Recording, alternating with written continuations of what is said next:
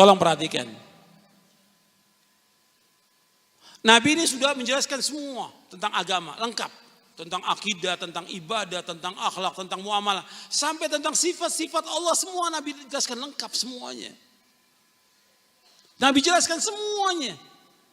Tentang arsy Nabi jelaskan, semua lengkap Nabi jelaskan. Gak ada satupun yang terluput. Sekarang ada orang, dia mengadakan sesuatu, sholat, atau puasa, atau perayaan, atau zikir, atau yang lainnya, yang Nabi gak contohkan dalam agama. Orang ini yang mengadakan seperti ini, dia menganggap berarti agama bagaimana? Loh jawab. Berarti agama belum sempurna. Itu yang pertama. Yang kedua, dengan dia mengadakan sesuatu yang baru agama ini yang Nabi nggak contohkan, berarti dia menuduh bagaimana? Menuduh Nabi apa? Khianat, nggak menyampaikan agama ini. Paham nggak? Jadi orang yang mengadakan sesuatu yang baru agama ini, apakah bentuknya zikir, bentuknya salat, bentuknya puasa, bentuknya perayaan atau yang lain, yang Nabi nggak adakan sama sekali, dia mengadakan. Berarti yang pertama, dia menganggap bahwa agama Islam belum sempurna. Bertentangan nggak dengan ayat?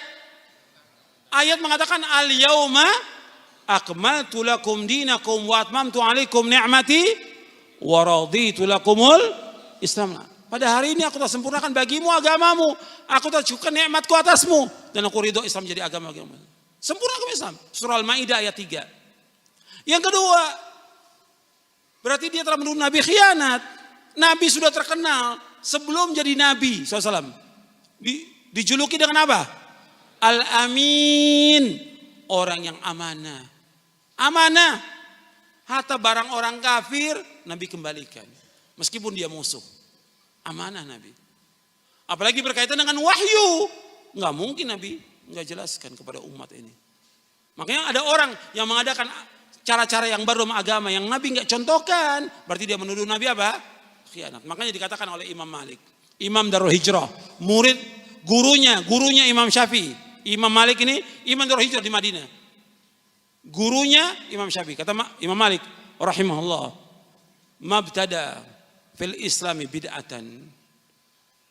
Man ibtada fil Islam bid'atan yaraha hasanatan faqad za'ama anna Muhammad SAW khana risalah.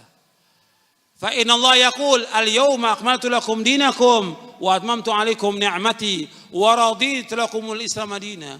Fama lam yakun yawma idzin dina fala yakunul yawma dina.